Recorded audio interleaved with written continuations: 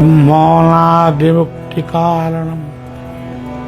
घटबद्धे प्रचर्य तस्मै श्री गुरवे नमः।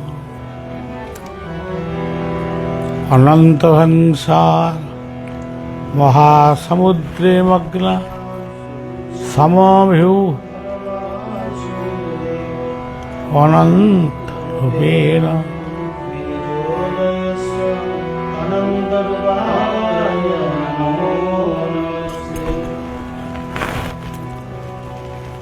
आजिर यही पवित्र संध्या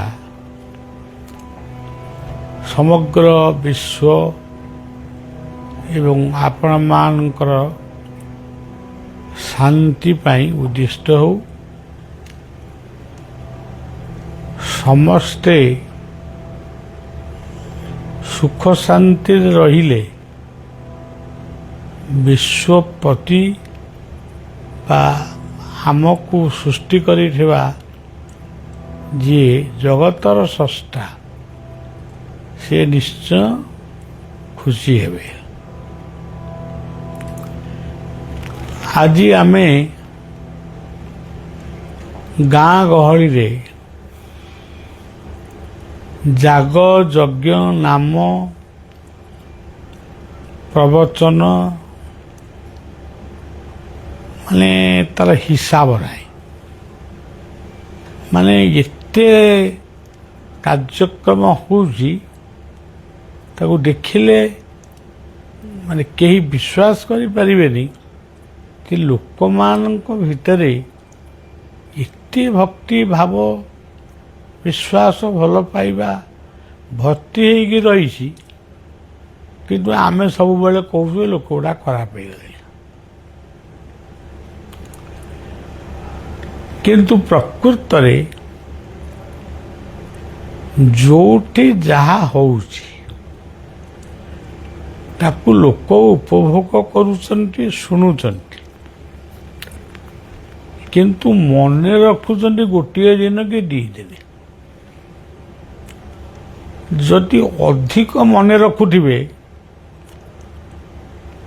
सेटा भाग्यर कथा सी लोक पुणी सबुठारु कम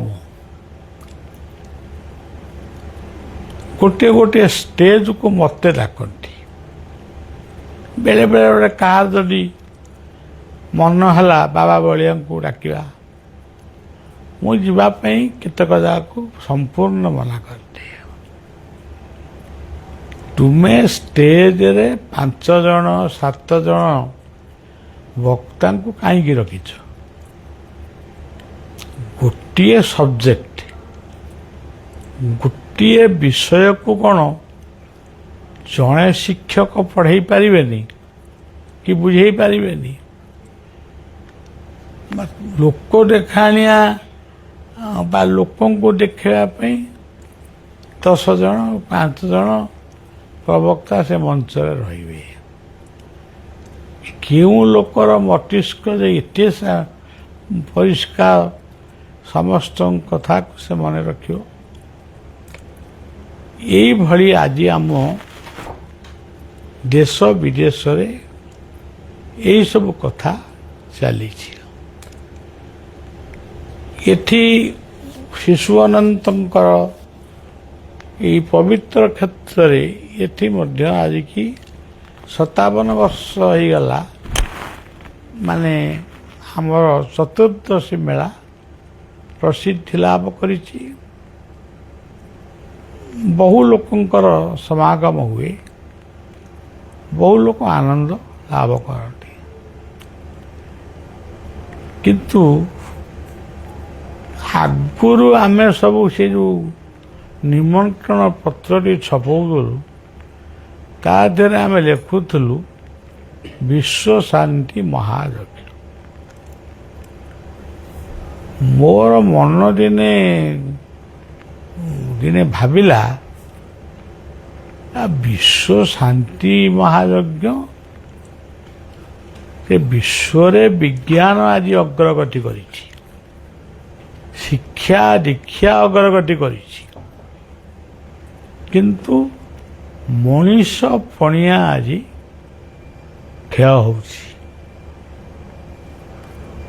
ମଣିଷ ପଣିଆ ଯେଉଁଭଳି ଭାବରେ ଯେଉଁ ଦ୍ରୁତ ବେଗରେ ମଣିଷ ପଣିଆ ନଷ୍ଟ ହେଉଛି, ସେଇଭଳି ସମାଜରେ ଆମେ ବିଶ୍ୱ ଶାନ୍ତି ଯଜ୍ଞ କରୁଛୁ। ପୁଣି ଏ ଯଜ୍ଞ କେବଳ ସନାତନୀ ହିନ୍ଦୁମାନେ ହିଁ କରୁଛନ୍ତି।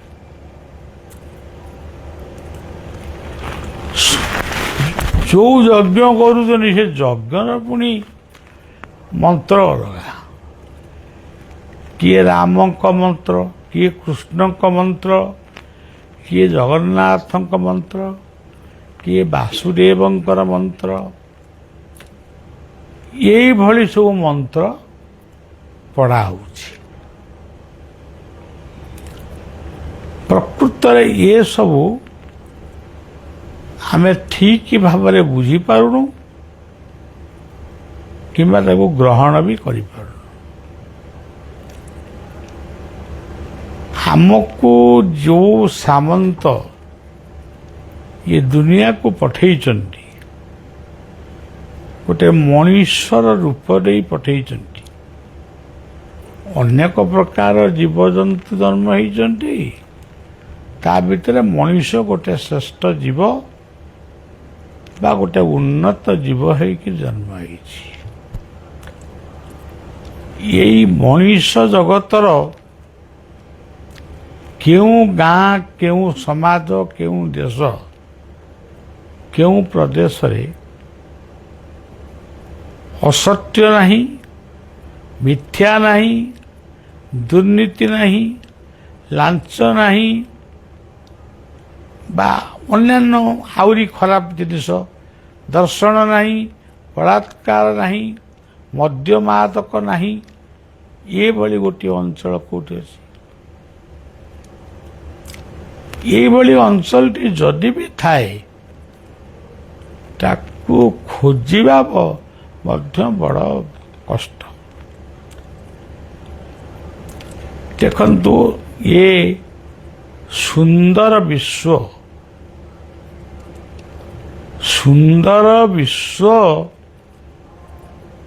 ସେ କେମିତି ସୁନ୍ଦର ହେଲା? ଯେତେବେଳେ ପୃଥିବୀ ସୃଷ୍ଟି ହେଲା, ସେତେବେଳେ କୋଉ ମନ୍ଦିର ଥିଲା? ଆପଣମାନେ ଚିନ୍ତା କରି ମୋତେ ଜଣେଇବେ। ଯେତେବେଳେ ପୃଥିବୀ ତିଆରି ହେଲା, ସେ ପୃଥିବୀ ପୃଷ୍ଠରେ କୋଉ ମନ୍ଦିର ଥିଲା? ମନ୍ଦିର, ମସଜିଦ, ଚର୍ଚ୍ଚ ଠାରୁ ଆରମ୍ଭ କରି ଯେତେ ଧର୍ମ ମନ୍ଦିର ଆଜି ଗଢ଼ି ଉଠିଛି, ସେତେବେଳେ କୋଉ ମନ୍ଦିରଟି ଥିଲା? କୋଉ ଆଶ୍ରମ ଥିଲା?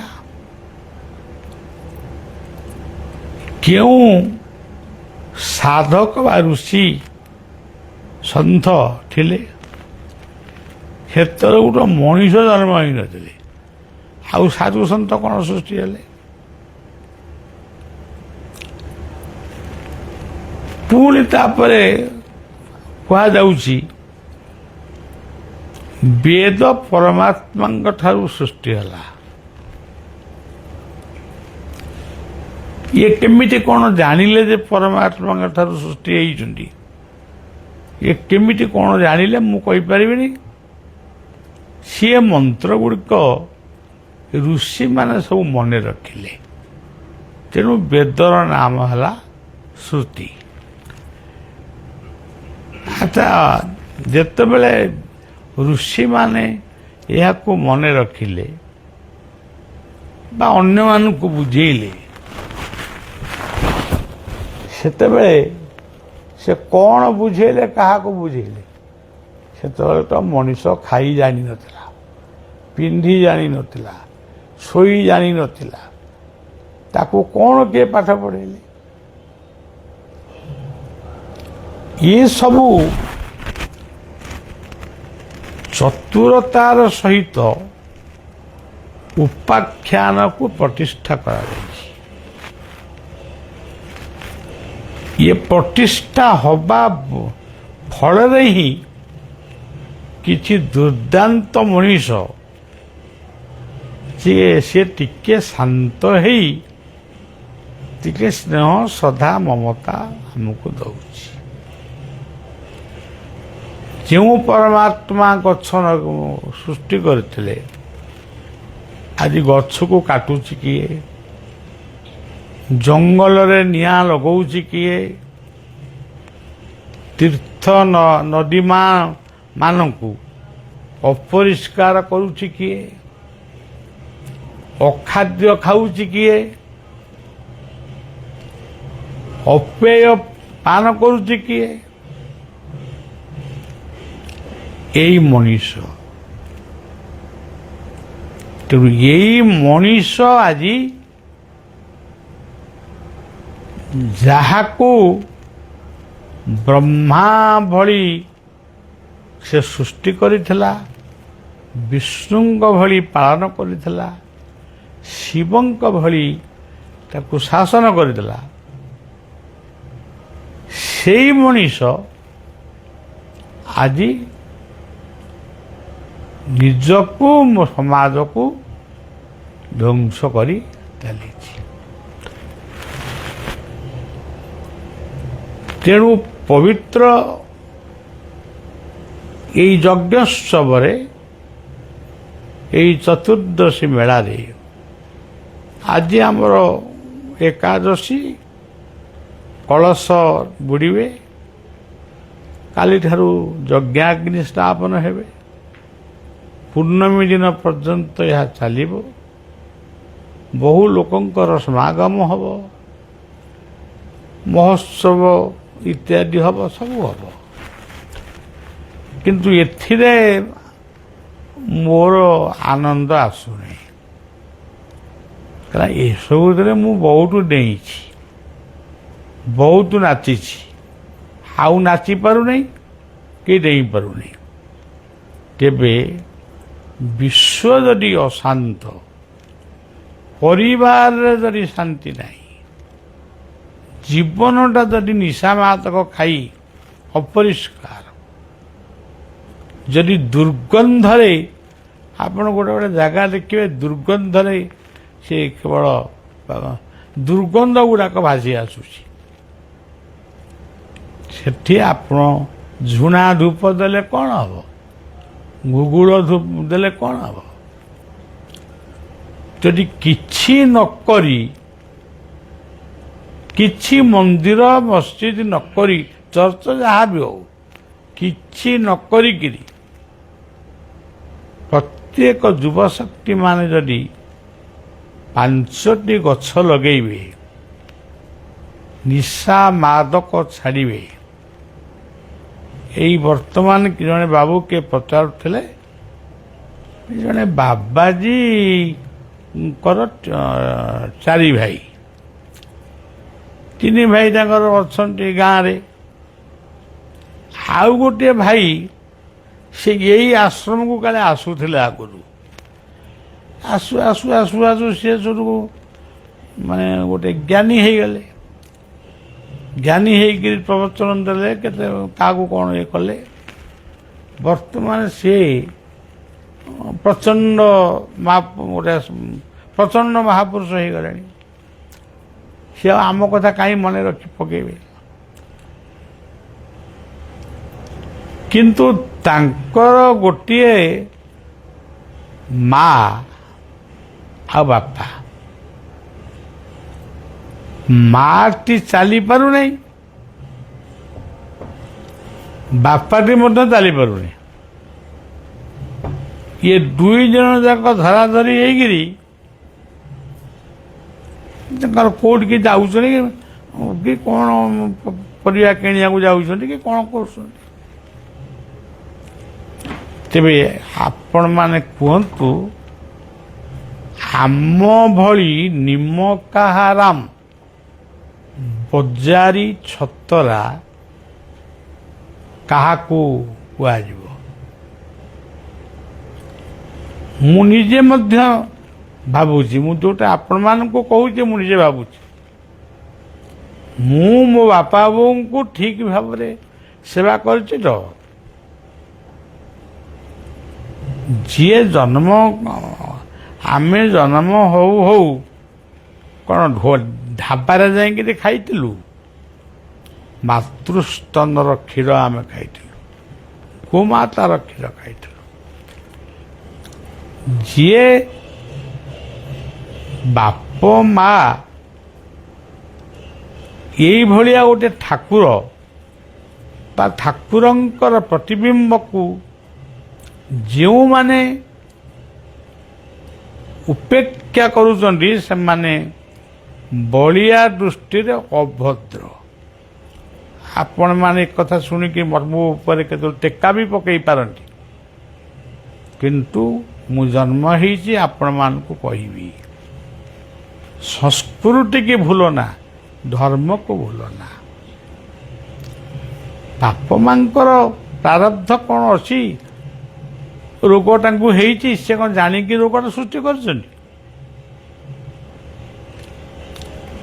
ତେଣୁ ସେ ବାବୁ ସେ ଗାଁର ଜଣେ ବାବୁ ସେ ବାବାଜୀଙ୍କ ପାଖକୁ ଯେଉଁ ଚାରି ପୁଅ ବାବାଜୀ ଜଣେ ତାଙ୍କ ପାଖକୁ ଇଏ କ'ଣ ଗୋଟେ ମେସେଜ ଦେଲେ ଓଡ଼ିଆରେ ଯେ ମାନେ ବାପ ମା ଭଳି ବଡ଼ ଦେବତା ସ୍ୱର୍ଗରେ ଆଇଜ ନାହିଁ ସିଏ ବାକ୍ୟକୁ ସେ ରିଫ୍ୟୁଜ କଲେ ସିଏ କ'ଣ ମୁକ୍ତି ଦେବେ ଆମକୁ ତାଙ୍କ ପଛରେ ଯେଉଁମାନେ ଗୋଡ଼ଉଛନ୍ତି ସିଏ କ'ଣ ମୁକ୍ତି ଦେବେ ଏମିତି ବି କିଛି ମହାପୁରୁଷ ଅଛନ୍ତି ସେ ମହାପୁରୁଷ ବୋଲି ସମସ୍ତେ ଡାକୁଛନ୍ତି ମୁଁ ଡାକୁଛି ଅଛନ୍ତି ତୁମେ ସ୍ୱାମୀ ସ୍ତ୍ରୀ ହେଇକିରି ରୁହ ପୁଅ ଝିଅ ତମର ହେବେନି ଯଦି ପୁଅ ଝିଅ ପୁଅ ଝିଅ ଯଦି ତମର ହେବେନି ତ ତମର କେମିତି ପୁଅ ଝିଅ ହେଲେ ତମର ପୁଣି ଝିଅ ମାନେ କେମିତି ଜନ୍ମ ହେଲେ ଯୋଉଟା ଅନ୍ୟକୁ ଶିକ୍ଷା ଦଉଛ ସେ କଥାଟା ତମ ପାଖରେ ତ ସେ ଲକ୍ଷଣ କିଛି ନାହିଁ ତମେ ପୁଅ ଝିଅ ସୃଷ୍ଟି କରିପାରିବ କିନ୍ତୁ ପୁଅ ଝିଅ ସୃଷ୍ଟି କରିବା ପାଇଁ ଯେଉଁମାନଙ୍କୁ ଠାକୁର ପଠେଇଛନ୍ତି ସେମାନଙ୍କୁ ତମେ ବାରଣ କରିବ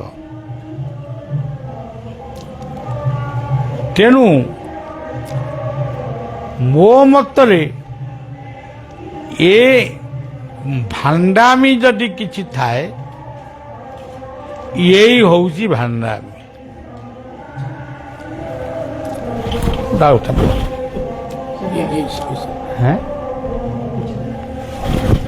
ଏଇ ହେଉଛି ଭାଣ୍ଡାମି ଭାଣ୍ଡ କହିଲେ ରହସ୍ୟ ବାହାରି ଭଣ୍ଡ କହିଲେ ଯୋଉଟାକ ବଜାରୀ ତେଣୁ ମୁଁ ମଧ୍ୟ ଗୋଟିଏ ବାପ ମାଙ୍କର ପୁଅ ମୁଁ ବି ଗୋଟେ ପରିବାରରୁ ଆସିଛି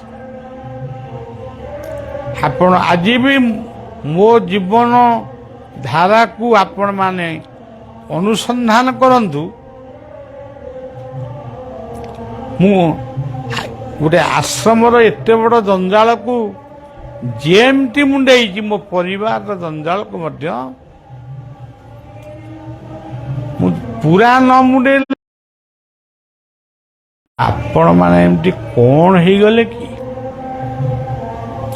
ବାପ ମାଙ୍କୁ ନେଇକିରି ଡାକ୍ତରଖାନାରେ ଫୋପାଡ଼ି ଦେଇଯାଉଛ ନର୍ସକୁ ପଇସା ଦଉଛ ସେ ତାର ସେବା କରୁଛି ହଉ ମୁଁ ବିଶେଷ କହିବାଟା ମୋର ବି ଭୁଲ ହେଇଯିବ ଆପଣମାନେ ଶିକ୍ଷିତ ଆପଣମାନେ ଇଏ ସମାଜର ଆଗଧାଡ଼ିର ଲୋକ ଆପଣମାନେ ଯାହା ଆମକୁ ଶିଖେଇବେ ଆମ ପିଲାମାନେ ସେଇ ବାଟ ଦେଇ ଯିବେ ମହାଜନ ଯେନ ଗତସ୍ୟ ପନ୍ଥା ତେଣୁ ସେଇ କଥାଟା ମୁଁ କହୁଛି ଯେ ଗୋଟେ ଚାରୋଟି ପୁଅ ଗୋଟାଏ ବାବାଜୀ ହେଇଛି, କେହି ବୁଢ଼ାବୁଢ଼ୀକି ପଚାରୁନାହାନ୍ତି। ତାହେଲେ ସେ କେମିତି ମରିବେ, କ'ଣ କରିବେ? ମଲା ବେଳକୁ ତାଙ୍କ ପାଟିରେ କିଏ ପାଣି ଦେବ? କହୁନା ମୁଁ ଏଠି ବହିଛି, ଗୋଟେ ପାଣି ଗିଲାସ କିଏ ଆଣି ଥୋଇଲା ମୋ ପାଖରେ। ମୁଁ ସେଆ ଭାବୁଥିଲି, ବୋଲି ଏଇ ଲୋକଟି ପାଣି ଯେଉଁ ଲୋକଟି ପାଣି ଗିଲାସ ଦେଲା, ମୁଁ ମଲା ବେଳକୁ ଇଏ ଥିବ ତ ମୋତେ ପାଣି ଗିଲାସ ଦେବ। ଆଉ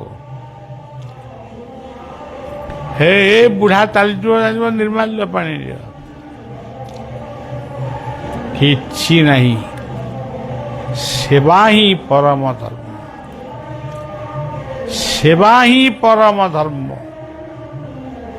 ମୋର ଗୁରୁ ବାୟା କହିଛନ୍ତି, ସେବା ତାକୁ ଓଲଟେଇ ଦେଲେ ବାସେ। ଲୋକ ଦେଖାଣିଆ ସେବା ତାର ଆବଶ୍ୟକ ନାହିଁ। ଲୋକ ଦେଖାଣିଆ ଭକ୍ତିର କିଛି ଆବଶ୍ୟକ ନାହିଁ। ମନ ମଧ୍ୟ ଯଦି ପୂଜିବ ଠାକୁର, ଆଉ କ'ଣ ମନେ ପଡ଼ୁନାହିଁ। ମନ ମଧ୍ୟ ଯଦି ପୂଜିବ ଠାକୁର, ଜାଣିବେ ନାହିଁ ଟିକେ। କିନ୍ତୁ ଆମର ସମସ୍ତେ କେମିତି ଜାଣିବେ ଆମେ ଜଣେ ଭକ୍ତ, ଏଇଆ ହେଉଛି ଆମର କଥା। ଏଇ ଯେଉଁ କୀର୍ତ୍ତନର ନିନାଦ ଆପଣ ଶୁଣୁଛନ୍ତି, ଏମାନେ ଅନୁସୂଚିତ ଜାତି ବୋଲି ତାଙ୍କୁ କୁହାହେଉଛି। ଏମାନେ ହେଉଛନ୍ତି ମାନେ ଯେଉଁମାନଙ୍କୁ ଆମେ ଭାବୁ ଇଏ ସବୁ କ'ଣ ପଛୁଆ ବର୍ଗ, ଯେ ଏମିତି ସବୁ ବ୍ୟାକୱାର୍ଡ଼, ଏମିତି ସବୁ ଅଦର ବ୍ୟାକୱାର୍ଡ଼ ସବୁ ଗଢ଼ି ପକାଇଛନ୍ତି। ଜାତିବାଦକୁ ସୃଷ୍ଟି କରିଛନ୍ତି ଇଏ ଦେଶର ରାଜନେତାମାନେ। ଆମେ ଆମର 4 ଜାତି ଥିଲୁ, ତମେ ହିଁ ପୁଳାଏ ଜାତି ସୃଷ୍ଟି କରିଛ। ଆଜି ବି ତାଙ୍କୁ ଖାଇବାକୁ ଦେଲାବେଳେ ଚଟି ଖଣ୍ଡେ ବି ଦିଆଯାଏ ନାହିଁ। ତାଙ୍କ ମାନେ ତାଙ୍କୁ ତ ବିଛଣା ଦିଆଯାଏନି ବସିବା ପାଇଁ। ଆଉ ତେଣୁ ମୁଁ ସ୍ଥିର କଲି, ଏଇମାନଙ୍କୁ ନେଇ ଆମେ ପୁଣି ନାମ କୀର୍ତ୍ତନ କରିବା। ସେମାନେ ହିଁ ପ୍ରସାଦ ପାଇବେ। ତମେ ନାମ କଲେ ହରି ଦୌଡ଼ିକିରି ଆସିବେ, ଇଏ ନାମ କଲେ ହରି ଦୌଡ଼ିକି ପଳେଇବେ। ତେଣୁ ନିଶା ମାଦକ ତ୍ୟାଗ କର, ଜାତିବାଦ ଉଠାଅ, ବାଲ୍ୟ ବିବାହ ଉଠାଅ ଏବଂ ଅନ୍ଧବିଶ୍ୱାସ ଠାରୁ ଦୂରେଇ ଯାଅ। ଆହୁରି କେତେ କଥା ଅଛି, ପୁଣି ଆସ୍ତେ ଆସ୍ତେ କହିବି। ତେଣୁ ଆମେ ଯେମିତି ନାମ କରୁଛୁ, ଗୋଡ଼ ଉଠେଇକି ନାଚୁଛୁ, ଆପଣମାନେ ଯାଆନ୍ତୁ ଦେଖିବେ, ସିଏ ବି ସେମିତି ନାଚୁଛନ୍ତି। ତମେ ଆଉ ତାଙ୍କ ଭିତରେ ତଫାତ କ'ଣ? ତମେ କ'ଣ ଭାତ ଖାଅ, ଆଉ ସିଏ କ'ଣ ବାଲି ଖାଆନ୍ତି?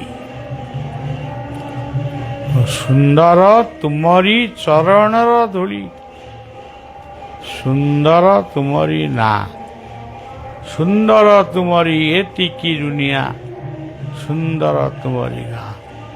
ଏଇ ଗରମ ଯେମିତି ହେଉଛି ଆପଣମାନେ ଜାଣୁଛନ୍ତି। ବର୍ତ୍ତମାନ ଗଛ ଲଗାଇବା ଦରକାର ନା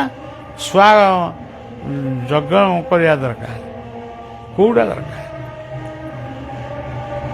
ମୁଁ ମଧ୍ୟ ଆପଣମାନଙ୍କୁ କହୁଛି, ଟିକେ କଷ୍ଟରେ କହୁଛି, କାରଣ ମୋ ପାଟିରେ ସବୁ କହି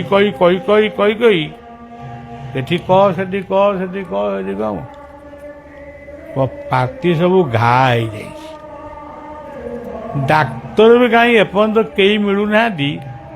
ସମସ୍ତେ କ'ଣ କହୁଛନ୍ତି, କର, ଆମେ କରୁ, ଜିଭରେ ଖା, ଜିଭରେ ଖେଳିଲୁ, ଆଉ ଆମକୁ ଅଇଣ୍ଟମେଣ୍ଟ ମାରିଲୁ, କୁଳୁ କର। ତଥାପି ସେ ଯାଉନି। ସେ ଆଇଛି ମୋତେ ରଖିବ କି ନେବ, କ'ଣ କରିବ ପ୍ରଭୁ ଜାଣନ୍ତି। ତେଣୁ ସଜ୍ଜନ ସମସ୍ତେ ଭଲରେ ରୁହନ୍ତୁ। ସମାଜର ସୁରକ୍ଷା, ପରିବାରର ସୁରକ୍ଷା, ଜୀବନର ସୁରକ୍ଷା, ତାହା ଆପଣମାନଙ୍କ ଦାୟିତ୍ୱ। ଆପଣମାନେ ଭଲ ହେଲେ ଇଏ ସୃଷ୍ଟି ରହିବ। ଶେଷରେ ଶୁଭେଚ୍ଛା ଦେଇ ରହୁଛି। ଜୟ ଗୁରୁ, ଜୟ ଜଗନ୍ନାଥ।